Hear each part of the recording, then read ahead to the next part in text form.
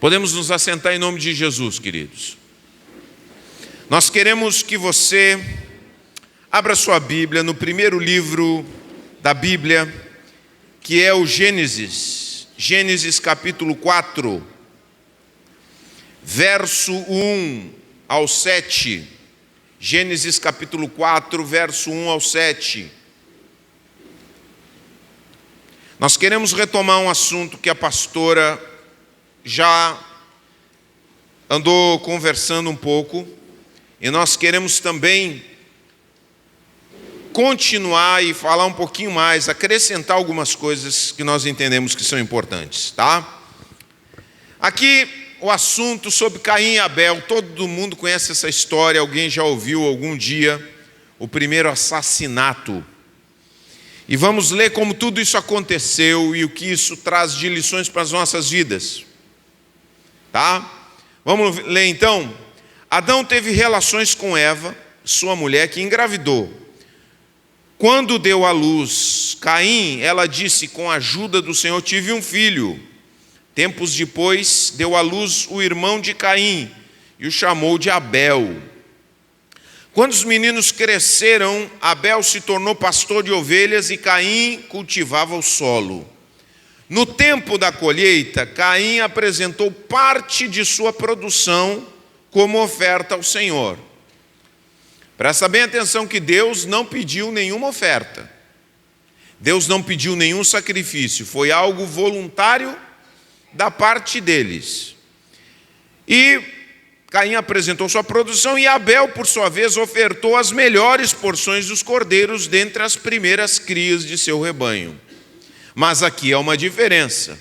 Um oferece parte de sua produção e outro oferta as melhores porções dos cordeiros. Por detrás dessas ofertas haviam algumas suposições a respeito de Deus. Caim, pela maneira como reagiu àquilo que aconteceu aqui, certamente tinha na sua mente em que Deus se adequasse às suas expectativas.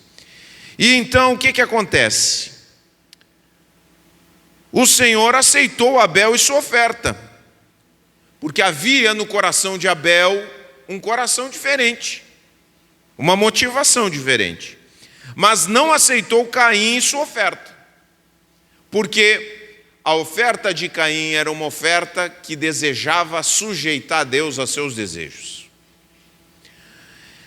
Caim se enfureceu e ficou transtornado. Por que a gente fica enfurecido e transtornado? Quando não fazem aquilo que a gente quer. Quando as nossas expectativas são quebradas, nós ficamos transtornados, ficamos furiosos. E é isso que acontece. E aí Deus diz assim: por que você está tão furioso? Claro que Deus sabia, mas Deus está dialogando como um igual com ele. O Senhor perguntou a Caim: por que está tão transtornado? Se você fizer o que é certo, será aceito. Mas se não o fizer, tome cuidado. O pecado está à porta à sua espera. Olha a descrição. É como se o pecado estivesse lá fora, no coração batendo: papá, quero entrar. Está à sua espera. E deseja controlá-lo. Esse é grande problema. Deseja controlá-lo. Mas é você quem deve dominá-lo. Você que deve dominá-lo. Deus fala com Caim. E logo em seguida, Caim sugeriu a seu irmão, mesmo ouvindo a palavra de Deus: vamos ao campo. E enquanto estavam lá, Caim atacou seu irmão Abel e o matou. Amém? Muito bem. Queridos, esse texto aqui tem muitas riquezas, mas eu quero ficar com o versículo 7, que nos fala da fúria de Caim. É a fúria e o transtorno do coração de Caim, que fica turbulento, perturbado, que o leva a culminar no assassinato do seu irmão. pecado está à porta, batendo, deseja controlá-lo, e é isso que acontece com Caim. O pecado bateu à porta, entrou e o dominou. Mas como isso acontece? Acontece a partir das suas emoções. É a partir das emoções de Caim que o pecado toma conta da sua vida. Isso é um grande problema e uma grande tentação para as nossas vidas espirituais hoje em dia. Porque muitas vezes nós confundimos vida espiritual com questões emocionais. Muitas vezes nós achamos que enlevo espiritual tem a ver com sentirmos coisas. Embora a vida cristã envolva sentimentos, ela não pode ser governada por sentimentos. Eu já vou dizer e vou explicar para você entender. Porque vejam só, Caim ficou furioso. A partir da sua fúria, ele tomou uma decisão: vou acabar com o meu irmão. E tomando essa decisão, ele a executou. E quando executou, sentiu o terror da parte de Deus, porque Deus trouxe a sua consciência e juízo sobre ele, porque ele tinha feito o que fez. Esse é o caminho, muitas vezes, dos crentes. Muitos crentes, não da fúria, não pela fúria, mas por algum tipo de emoção, tomam decisões, executam essas decisões, para logo em seguida se arrependerem e sofrerem as consequências. E muitas vezes isso se torna um padrão nas suas vidas. Sentir, fazer e se arrepender. Sentir, fazer e se arrepender. Um ciclo interminável de problemas que nós precisamos entender. Não pode ser o nosso caminho da nossa vida espiritual. A nossa vida espiritual, ela não pode se deixar levar. Porque existem muitos sentimentos aí que estão a todo momento aparecendo na nossa vida. Além da fúria, tem a euforia. Você já ficou eufórico ou não? Eufórico. Quando você está eufórico, já vi gente que, não sei quem me comentou, que o pessoal, uma vez eu ouvi essa história de alguém que disse que o pessoal se enganou, pensou que tinha ganho na loteria.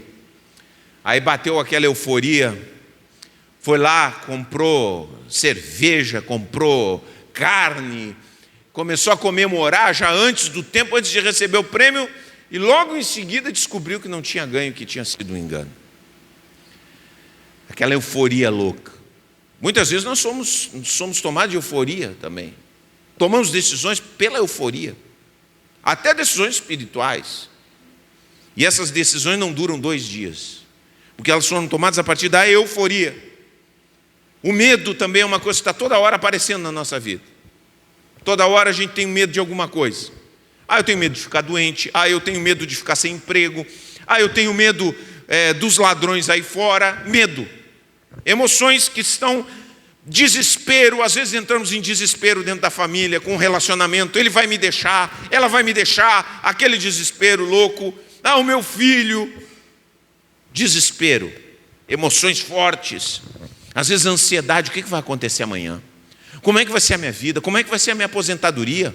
Minha saúde, como é que vai ser? São emoções que a todo momento elas estão circulando dentro do nosso coração. Agora a grande pergunta é, elas vão determinar a minha vida espiritual?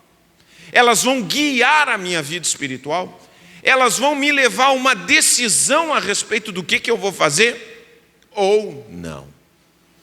Olha, nós temos uma reunião de oração, convido você que não participa ainda a participar, todos os dias, às 7h30 da manhã. Quem é que gosta de levantar cedo aí? Não, muita gente, tudo bem, não é pecado não querer levantar cedo, não gostar de levantar cedo. Tudo bem. Tem gente que não gosta de levantar cedo, tem gente que é mais noturno, né? Isso aí a gente entende. Mas, ok. Agora, muitos dias, nossa oração, 7h30, muitas vezes eu tenho vontade de ficar dormindo. E talvez você chegue aqui na igreja e diz assim: pastor, o senhor... Porque às vezes a gente romantiza as questões espirituais. A gente imagina um homem que serve a Deus, um homem que ele deve sair flutuando da cama, assim, com a musiquinha, senta, aquela aura toda, entendeu? Mas eu vou tirar essas ilusões de você. Um homem de Deus é um homem que é, como diz a Bíblia, e Tiago falava de Elias, o grande profeta, um homem sujeito às mesmas paixões, que precisa vigiar o seu coração. Então tem dias que eu levanto, eu não quero levantar. O meu desejo é ficar deitado. Hoje não. Tem vezes que até vem um diabinho no meu ouvido e diz: dá uma desculpa hoje. E aí então eu levanto. Quando a gente chega para orar, aí a pessoa pode pensar, o irmão da igreja pode pensar, porque sabe, às vezes as pessoas elas não fazem o que tem que fazer porque elas não entendem como são as coisas. Aí a gente senta para orar, aí você pensa assim: uma glória envolve a gente, e a gente vai orar. Nem sempre. Na maioria das vezes a gente ora por fé e não porque está sentindo alguma coisa. Em alguns momentos eu compartilhava isso com a Cláudia, em alguns dias eu experimento, não sei como os outros experimentam, mas eu experimento, é como se tudo tivesse num flow. A coisa está fluindo, a mente está totalmente ali, está tudo, a gente sente a glória mesmo, sente. Mas não é sempre. Na maioria das vezes é pela fé. A Bíblia diz: o justo viverá pela fé. Não diz assim, o justo viverá pelas emoções. O justo viverá pela fé. Por quê? Eu digo para você, muitas vezes você na sua vida, você não sente que Deus está com você. É ou não é? Deus não está comigo. Hoje Deus me deu um bicão. Paz, vai para lá que eu não tô contigo hoje. É o que a gente pensa na nossa cabeça, porque a gente pensa que Deus é como os seres humanos, mas não é. Eis que estou com vocês todos os dias até a consumação dos séculos. Até quando você está cansado de você, Deus não se cansa de você. Deus está ali junto com você, mas você não sente. É a mesma coisa que um relacionamento. Você tem um relacionamento com a sua esposa, tem dias que o relacionamento com a esposa flui. A gente só quer ficar, sabe, abraçadinho, fazendo carinho, fazendo massagem, coisa maravilhosa. Mas tem dias que está elétrica a coisa. É ou não é? Não acontece lá na sua casa, meu irmão? Acontece. Mas glória a Deus que os dias bons são mais abundantes que os dias ruins ou difíceis. Mas o amor continua o mesmo. Você faz as mesmas coisas. E Deus também age assim e trabalha assim nas nossas vidas. E quando nós não sentimos, por que Deus não faz com que a gente sinta sempre essa glória?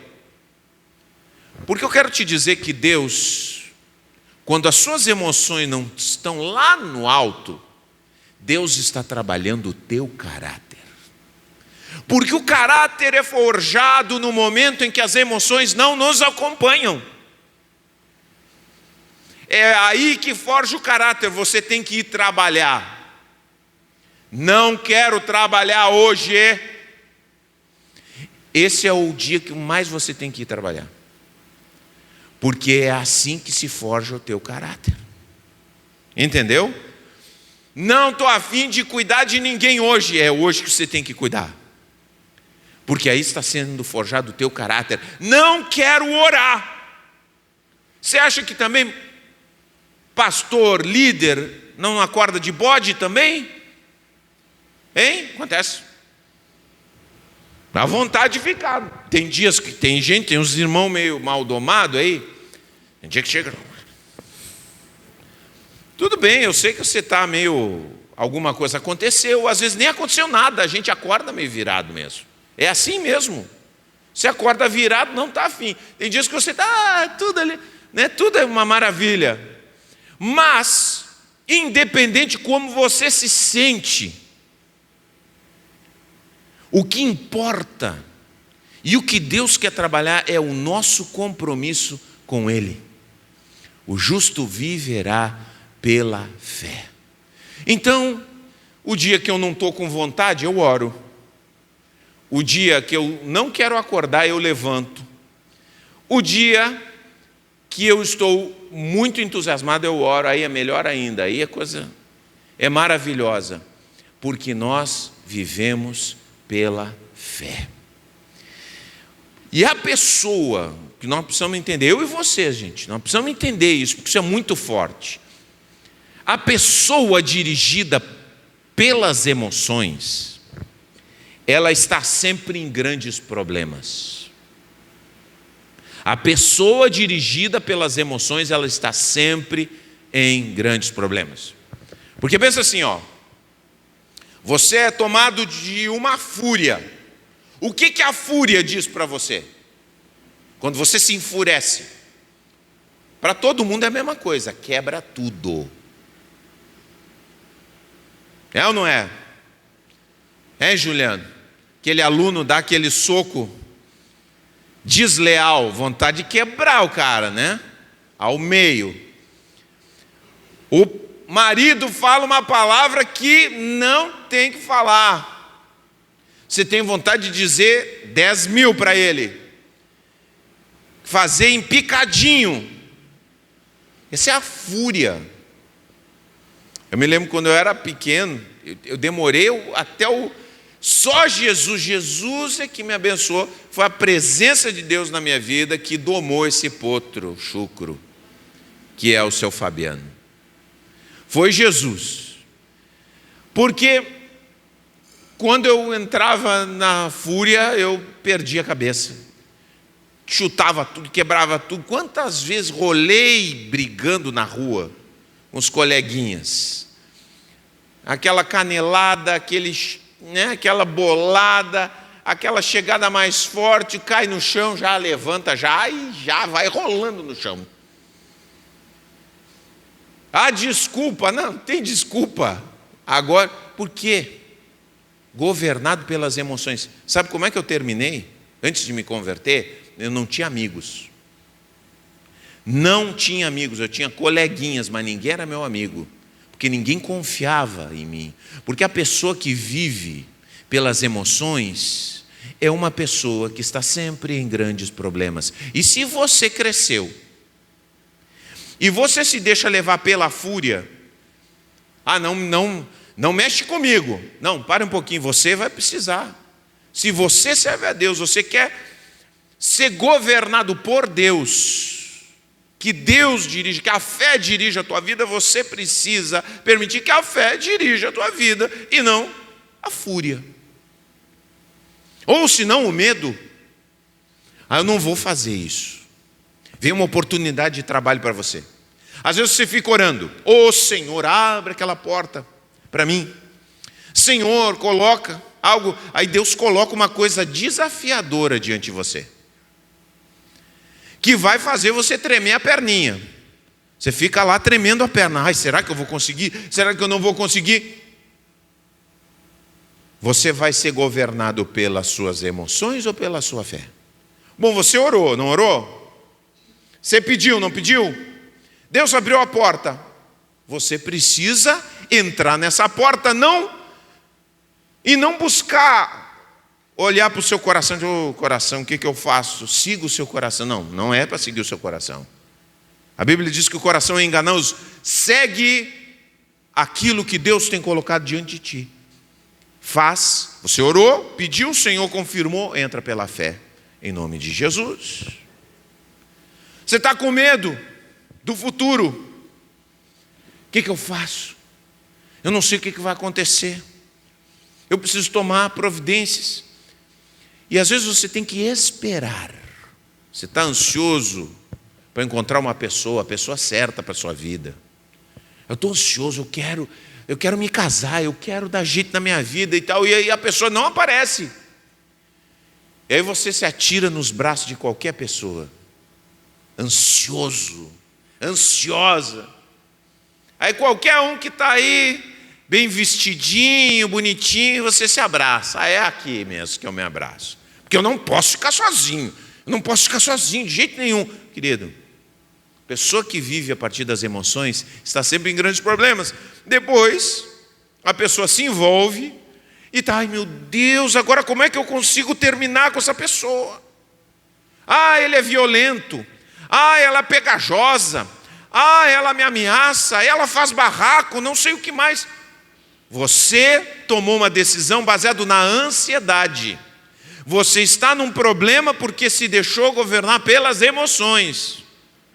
Então, você está vivendo aquilo que todas as pessoas que vivem pelas emoções experimentam. Eu vejo às vezes a vida das pessoas reclamando, internet, declarações, mas elas elas tomam decisões que não são baseadas em princípios de fé. E aí então vivem uma série de problemas. Aí a gente não sai do óbvio, a gente se deixa levar pela multidão. Aí todo mundo está fazendo, o que eu vou fazer na minha vida? O que todo mundo está fazendo? Ah, estão comprando Bitcoin, eu vou comprar Bitcoin, nem sei o que é Bitcoin. Para dizer toda a verdade para vocês. Sei que falam toda hora. Entendeu? Vou fazer. O pessoal está vestindo isso, vou vestir.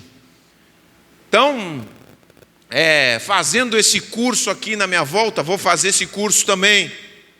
Então, seguimos porque não colocamos a fé como um princípio de ordem e de orientação para as nossas vidas. E aí temos muitos problemas. Não saímos do óbvio. Estamos sempre no óbvio. Não experimentamos o sobrenatural na nossa vida. Você sabe que chegou uma ocasião que eu gosto muito desse texto, porque eu acho que esse texto é bem ilustrativo daquilo que a gente está falando. Vocês sabem que os discípulos, eram, Pedro, Tiago e João, eram pescadores. Eles chegam numa pesca. Pescador é especialista, sabe onde tem peixe, sabe quando tem peixe, sabe como conseguir o peixe. Jesus era o que, gente? Qual era a origem de Jesus, a profissão de Jesus? Você sabe isso aí, né? São craque aí. O que Jesus era? Carpinteiro. Mas Jesus já tinha mostrado quem ele era para eles, mas era carpinteiro também. Aí eles chegam de uma noite de pesca, Jesus... não pegamos nada. Jesus diz assim, olha, vão mais lá para dentro, atinem as redes, lá daquele lado ali que vocês vão pegar peixe. Gente, uma palavra dessas suscitou em Pedro um incômodo. Diz, Senhor, ele falou com toda a educação, claro, estava falando com o mestre, Senhor, mas eu sei, quando você fala isso, que a gente faz isso também, somos seres humanos, a gente por dentro está dizendo, meu Deus do céu, eu sou pescador, eu conheço o métier. Por que está me fazendo isso? E aí Jesus, olha, vai ali. E ele disse, mas Senhor, olha, a gente já pescou. Toda noite é o horário certo para pescar. Essa hora eles vêm às nossas redes. É muito difícil. Não dá peixe essa hora. A gente já andou por tudo aqui, não está. Mas sob tua palavra, vamos lá. A emoção que causou a palavra de Jesus para eles foi do que? De decepção. Foi de resistência. Foi de rejeição. Isso aqui não. Mas sob tua palavra vou fazer. E aí então o óbvio se quebrou. Muitos de nós aqui cristãos estamos no óbvio sempre. É sempre o médio, o óbvio. Nós parece que nunca damos um salto de qualidade na nossa vida. Sabe por quê? Porque sempre nos guiamos pelo que o olho nos diz e a emoção nos coloca no coração. E aí então não vemos o que eles viram. Eles seguiram a palavra de Jesus e diz que eles fizeram uma pesca sem precedentes. E aí Pedro, pelo que ele deve ter pensado de Jesus, se atirou no pé de Jesus: afasta-te de mim, porque eu sou pecador. O que eu pensei não dá nem para dizer. As coisas que eu imaginei aqui, que quis dizer e não disse, me dá até vergonha. Então o carpinteiro, que era Deus, conhecia todas as coisas, e às vezes o que Deus nos fala, o que Deus coloca para nós é contraintuitivo. Nem sempre, mas muitas vezes é. Às vezes Deus nos coloca coisas assim, nos fala, a palavra de Deus nos desafia questões que não são. Olha, a lógica vai por um lado e Deus nos manda para outro. Mas Senhor, aqui é por aqui, mas não vai por aqui. E aí então nós fazemos aquilo que Deus nos diz, e aí nós saímos do óbvio. Aí os milagres acontecem. Aí as coisas incríveis, aí Deus nos coloca em outro patamar de vida. Aí nós conhecemos a Deus, porque ali eles conheceram um pouco mais de Jesus. Eles conheceram aquele que conhecia todas as coisas, aquele que, sendo humanamente carpinteiro, sabia mais de pesca que os próprios pescadores. Por isso que muitas vezes eu oro ao Senhor, porque o Senhor é o pastor. Esse sim é o grande pastor. Esse é o grande pastor. E sendo o grande pastor, eu sei que Ele pode cuidar muito melhor do que eu das ovelhas. Tem umas ovelhas que começam a dar problema. Jesus, o que eu faço? Senhor, é contigo. Tu sabe mais do que eu. Tu conhece as manhas. Eu já nem sei o que fazer. Entrego nas tuas mãos. E o Senhor é que nos guia. Então, queridos, tenha isso na sua vida. Você está buscando a Deus. Cada um que está aqui está buscando a Deus. Todos que estão aqui de alguma forma estão buscando ao Senhor.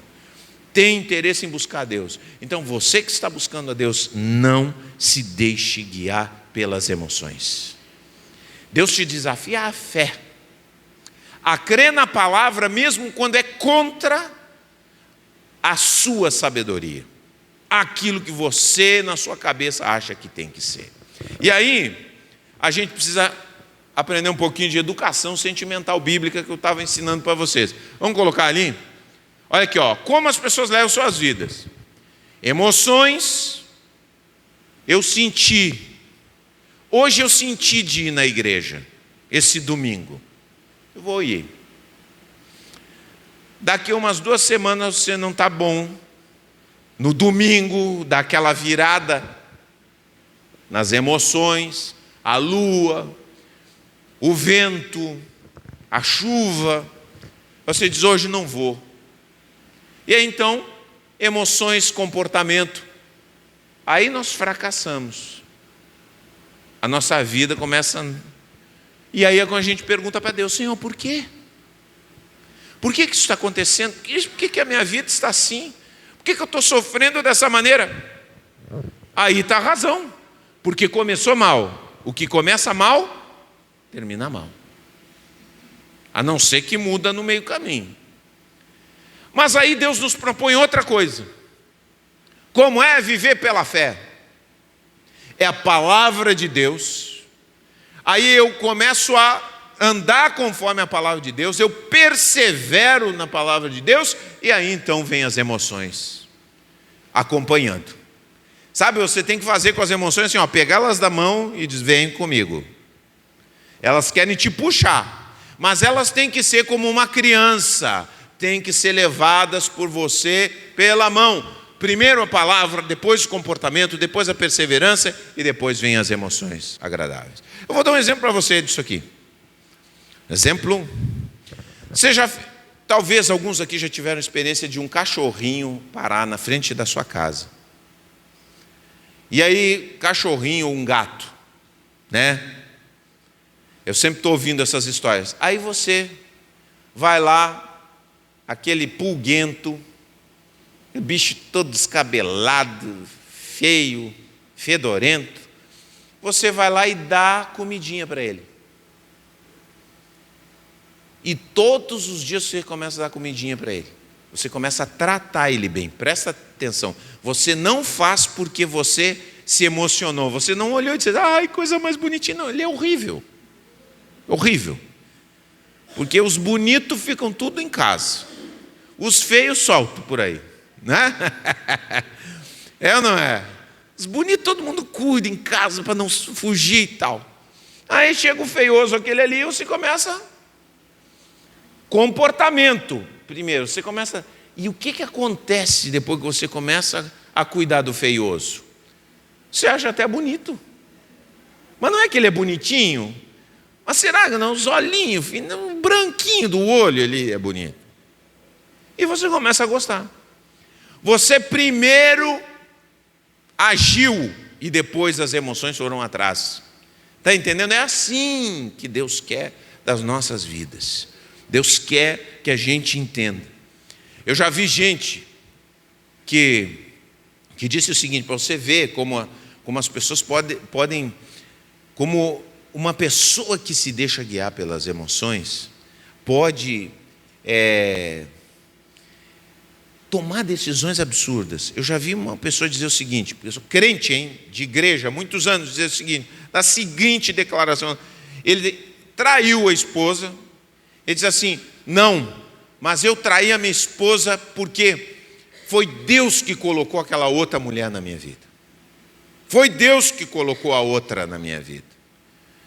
Porque o que eu senti com ela, eu nunca senti na minha vida. Olha só, como os sentimentos do ser humano podem ser como uma droga injetada dentro do nosso sangue para nos fazer perder o caminho da nossa vida. E aí as pessoas chegam a dar esse tipo de justificativa. Mas viver pela fé é ali, palavra de Deus. E às vezes a palavra de Deus não emociona. Às vezes você sai daqui brabo. Às vezes um irmão te diz uma verdade, você sai brabo daqui. Hoje a palavra do pastor, da pastora, não estava abençoada e ungida. Às vezes quando não está ungida, aí é que está ungida mesmo. Às vezes quando você acha que não está ungida, aí mesmo que está bem ungida. Porque às vezes, muitas vezes a palavra de Deus, ela não chega para nós da forma como a gente gostaria que fossem os sentimentos. Mas quando nós entendemos, nos apropriamos pela fé, nós vamos adiante. Amém, queridos? Por isso, queridos, eu quero desafiar todos nós, nessa noite, a que a gente matricule as nossas emoções na escola de Deus. Que a gente permita que Deus governe nossas emoções das formas mais práticas que tem que ser. E eu quero falar aqui para vocês 5 coisas rapidamente. Tá? 5 atitudes que nós precisamos tomar para que a gente possa deixar Deus governar a nossa vida nos aspectos práticos em relação às nossas emoções. Primeira coisa, gente. Seja companheiro das pessoas, mas não seja esponja. Não seja uma esponja. Sabe o que é uma esponja?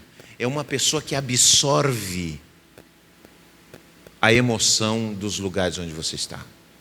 Queridos, muitas vezes seus amigos estão de luto. Sabe como você pode ajudar uma pessoa que está de luto? Não entrando no luto com ela. Porque quando você entra em luto com uma outra pessoa, a pessoa perde a força. É como se os dois entrassem no mesmo estado.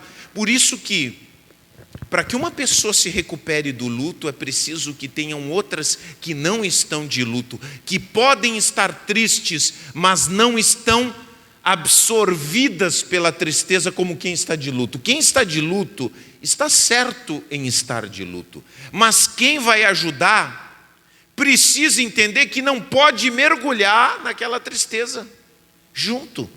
Ela precisa estar num estado que é sensível, mas que não se entrega para aquele sentimento para ajudar aquela pessoa que vive isso.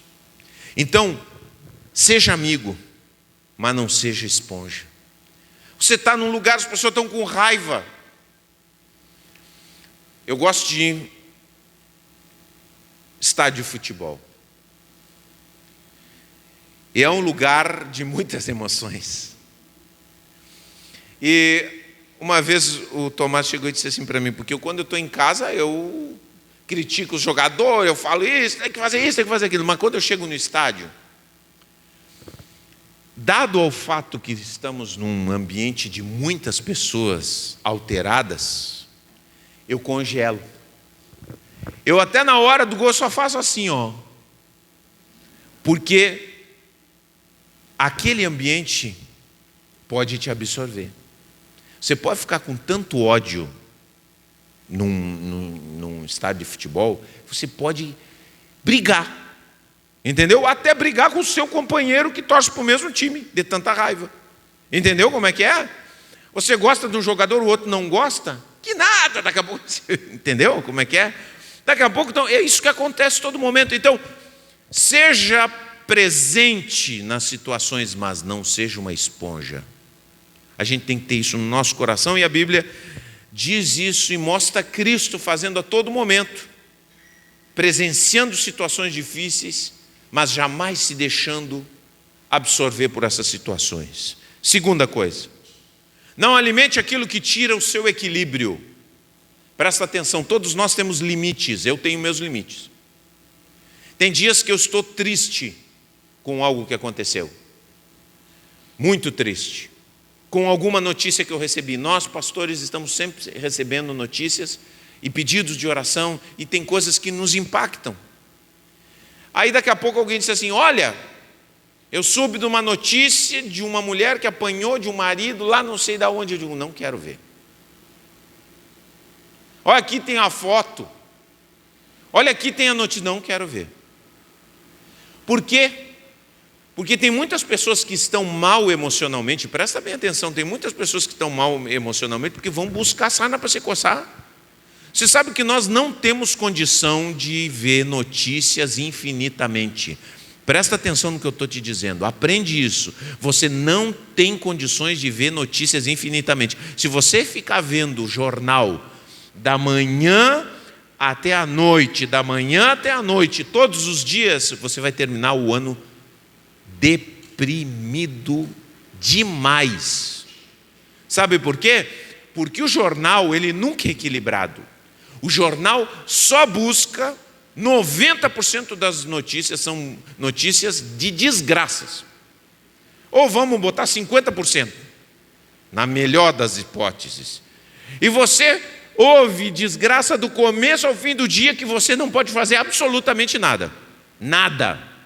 Você não tem condições, você só assiste e se entristece, assiste e se entristece. Se você pudesse fazer uma coisa, até seria uma boa.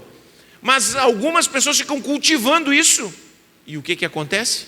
O coração adoece. Seja sábio, meu irmão. A Bíblia diz, se o teu olho te faz pecar, arranca o olho.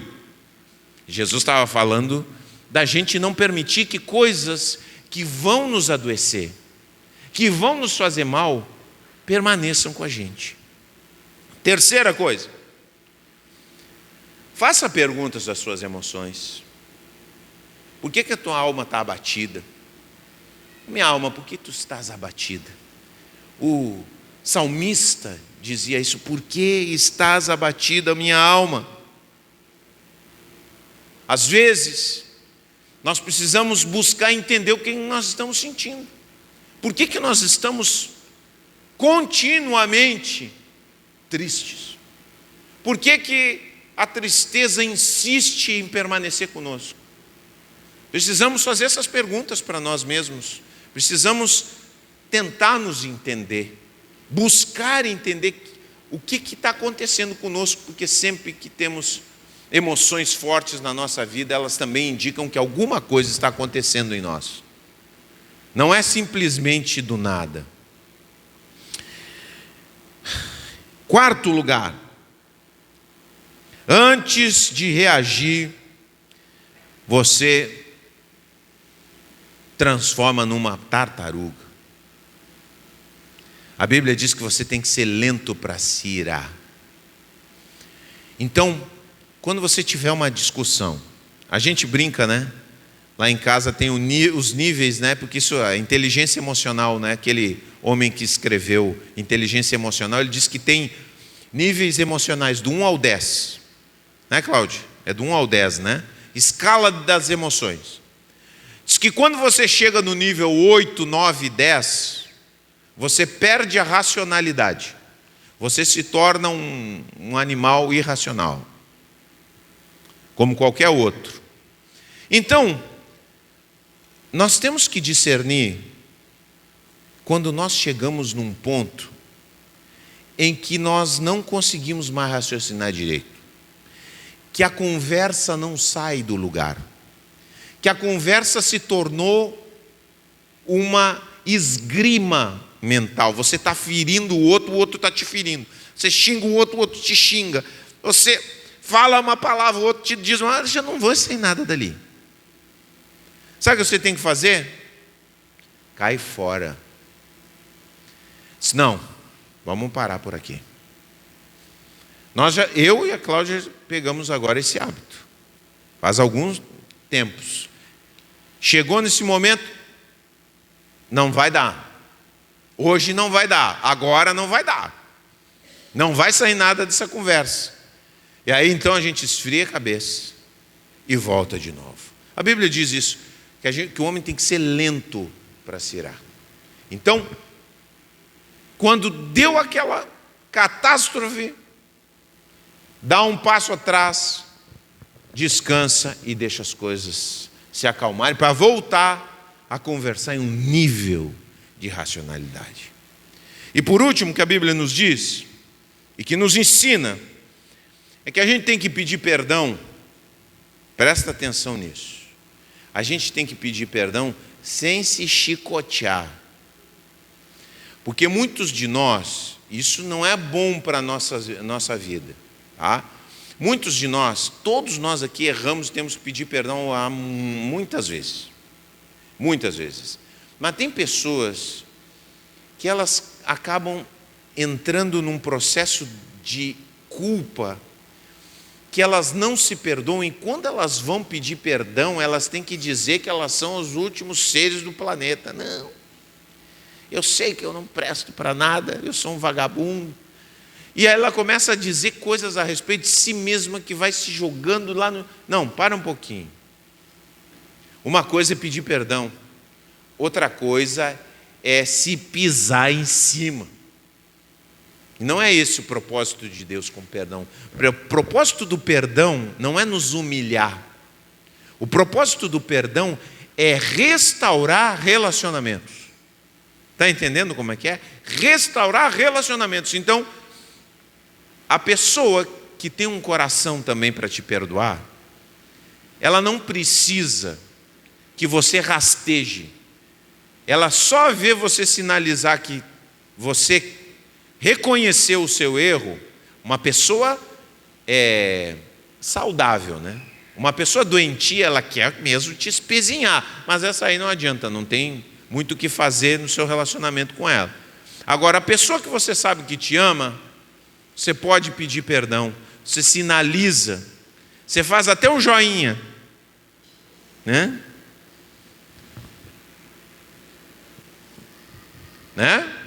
É aí. Mas aquele que não adianta, você se ajoelhar na frente dele, ele pisa na sua cabeça. Então, peça perdão, mas não precisa se chicotear, viu? Porque o perdão já foi dado por Jesus. Então seu objetivo é restaurar relacionamentos. Bom, queridos, dito isso, eu quero perguntar a cada um de nós que estamos aqui nessa noite: o que tem guiado a tua vida? O que tem guiado o teu coração, tua jornada de fé? Tuas emoções ou a fé na palavra de Deus? Eu quero te dizer o seguinte: você pode hoje estar vivendo situações emocionais muito complicadas, mas eu quero te lembrar, você pode estar em momento de tristeza, no momento de medo, no momento de ansiedade, no momento de indignação, de desconforto, de desequilíbrio, mas não importa o que você esteja vivendo, Deus é contigo. Deus está trabalhando na tua vida. Agora é um momento de você exercer a tua fé. Creia que Deus não se afasta de ti, nem sequer um momento. E talvez Deus está te chamando a tomar decisões que não vão mudar imediatamente a tua situação emocional, mas que certamente vão te levar para um outro lugar. Vão te levar para um outro estágio, que é um processo de Deus em nós. Deus muda os nossos processos emocionais dolorosos por meio da fé. Nós nos levantamos, nós nos erguemos, nós caminhamos, e à medida que caminhamos conforme a vontade de Deus, nossa emoção, aquela nuvem que paira em nós, de raios e trovões, ela vai se desfazendo. Não porque nós dizemos, eu não quero mais sentir isso, mas porque nós caminhamos pela fé na palavra de Deus. Eu vou me levantar, eu vou fazer aquilo que Deus me propõe. E à medida que caminhamos e damos passos lentos, sólidos, persistentes, aquele sentir que nos faz sofrer vai se dissipando e encontrando o seu devido lugar. Então, esse é o chamado de Jesus para nós. E eu quero convidar você a nessa noite dizer: Senhor, essa semana os meus passos serão dados pela fé e não movidos por aquilo que eu sinto, o que eu tenho vontade de fazer. Amém?